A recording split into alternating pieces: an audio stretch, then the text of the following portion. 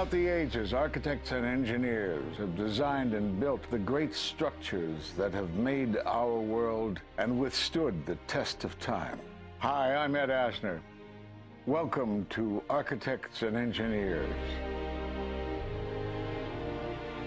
Let's look now at modern steel frame buildings. This is the Empire State Building, a marvel of modern architecture. It was built to last.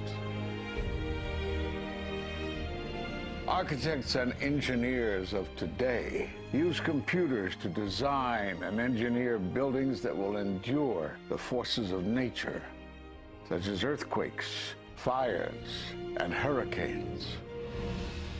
This modern skyscraper was also built to last.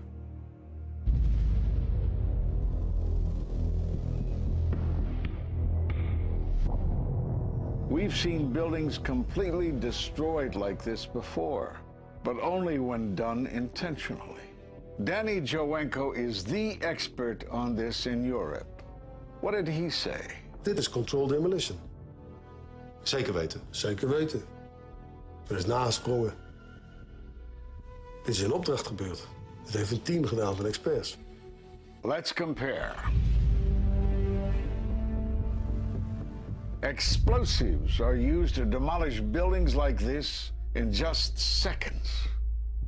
Okay, so it's a controlled demolition. What's the problem with that? Well, it happened on the afternoon of 9/11 at the World Trade Center.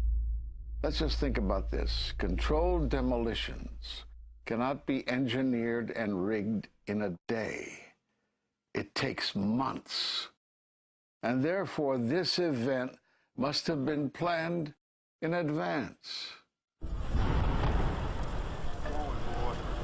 hear that? Keep your eye on that building as it's coming down. The building is about to blow up. Move it back. We are walking back. There's a building about to blow up. Did they actually use the word brought down, and who was it that was telling you this? The fire department, and they did use the word, we're going to have to bring it down. And these people heard explosions. We heard this sound that sounded like a clap of thunder. It looked like there was a shock wave ripping through the building, and the windows all busted out. About a second later, the bottom floor caves out. The building followed after that.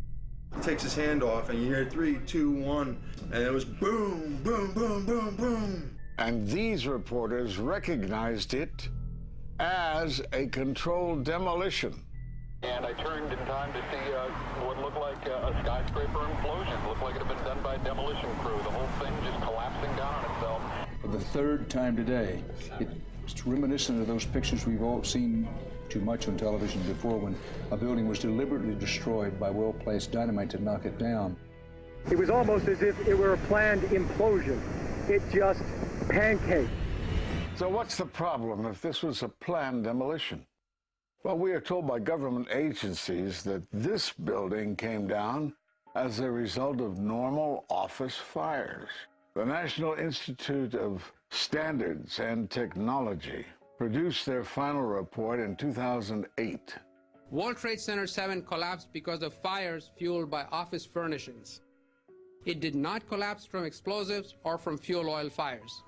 But what do you think brought down the building?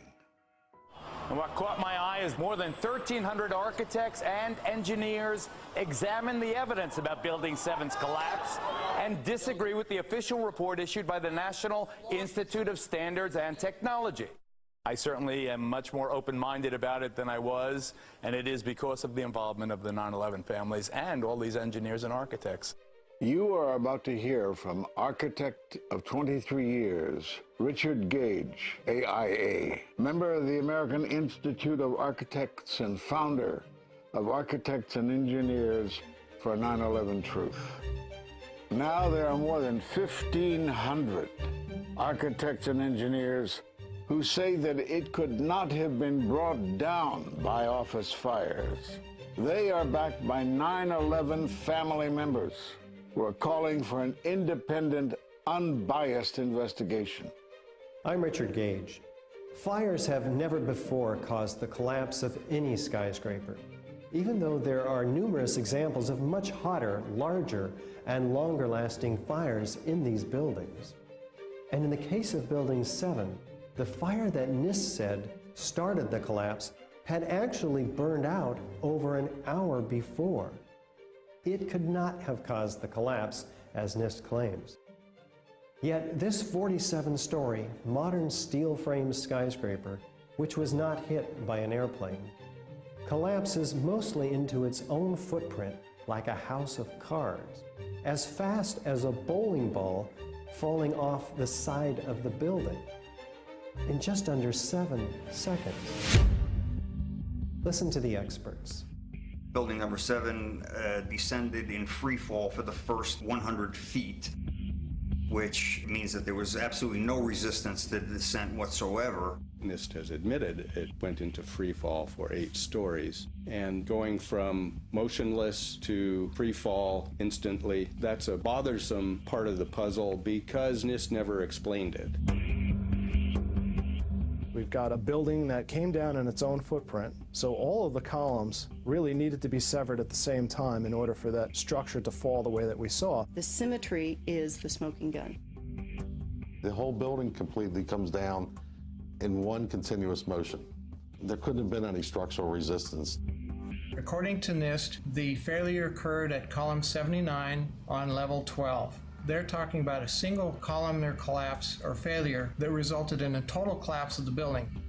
It is possible that you could have a local failure as a result of a connection failing.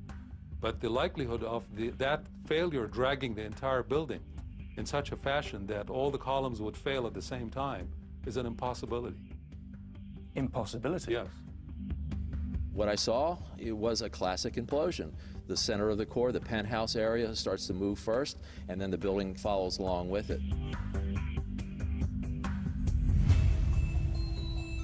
I'd like to know why NIST excluded the document from FEMA in Appendix C that documented the evidence of melting steel.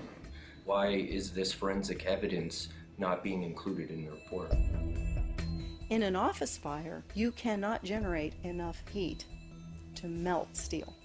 And yet we have evidence of molten iron. R.J. Lee Company, USGS, and Dr. Stephen Jones's work, all three separately found these microspheres. In the dust, we found what we characterize as unreacted thermitic material in the shape of some very tiny red-gray chips, which have different properties, and in the reaction they produce molten iron, which is the prime indication of a thermitic reaction. And such a reaction can be used to destroy steel structures.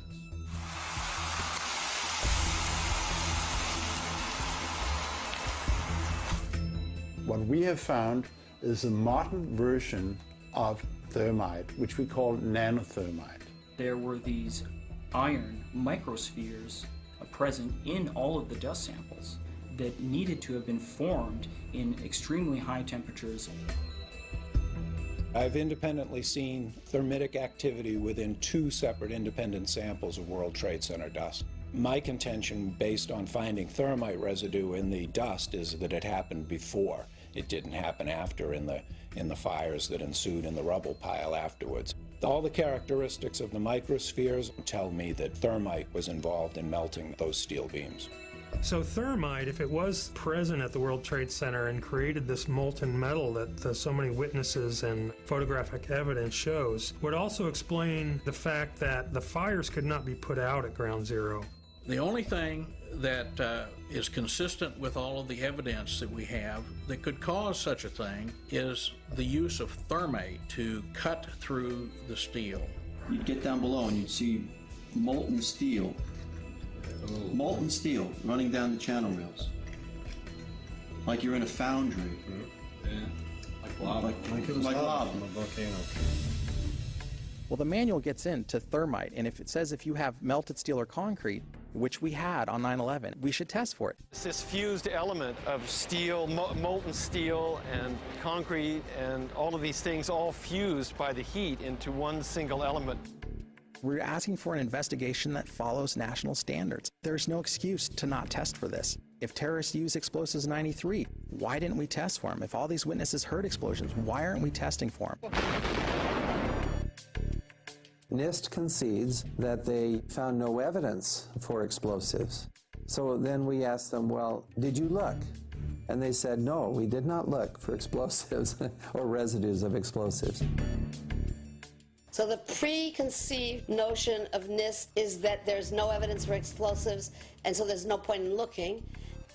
That is the most unscientific thing that you can possibly think of, not to look because you don't expect to find evidence, and in fact the evidence is overwhelming.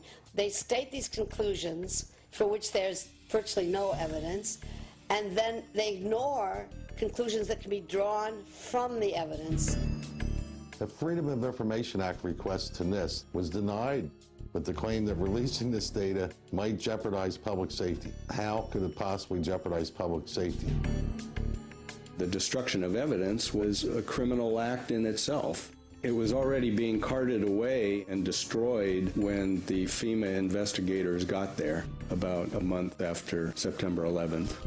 You can't do science when you are deprived of the evidence and when your hypothesis is the least valid instead of the most likely. When the most likely hypothesis in the case of Building 7 wasn't even mentioned.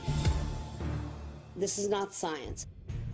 The scientific forensic evidence, ignored by NIST, but carefully reviewed by teams of technical professionals, corroborates the hypothesis of explosive controlled demolition. We've traveled to 21 foreign countries and 32 American cities, bringing this evidence to the attention of the public. And we're backed by 9/11 family members and other concerned citizens who are calling for an independent, unbiased investigation. I'm a family member trying to find out the answers to the murder of 3,000 plus people.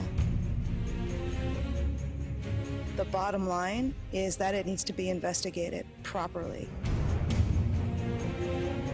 Please look at architects and engineers. People all around the world, scientists all around the world are questioning this. And there's some deep, deep explaining to do. It took some kind of consciousness raising on my part before I was willing to look at the possibilities. And really, you need to go where the evidence leads. As an engineer, and I have 3 degrees in engineering, I signed that petition for architects and engineers for 9/11 Truth some time ago because the American people absolutely need the truth of 9/11. Look at the evidence. In fact, I'll say this very categorically. Any reasonable person who looks at the evidence that's been brought forward has got to come away with the feeling that something has to be done, a real investigation has to be put forward. We will never heal. This country will never, ever, ever forget that day. We have to demand a new investigation. I want justice here. The country owns this. We were all victims. You all should want answers. It's not just ours, not just mine. We all lost something that day.